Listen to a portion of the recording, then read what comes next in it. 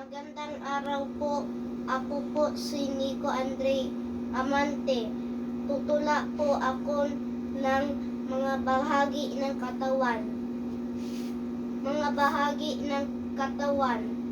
Sa ating pagsulat, kamay ay gamitin at ang paa naman sa paglakad natin.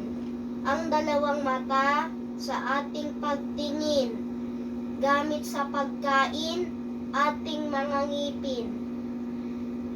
Sa pang-amoy, ilong ang gamit ko. Dalawang tenga sa aking pandinig. At dila naman sa panglasa ko. Mga bahagi ng katawan ating alagaan upang magkaroon ng magandang kalusugan.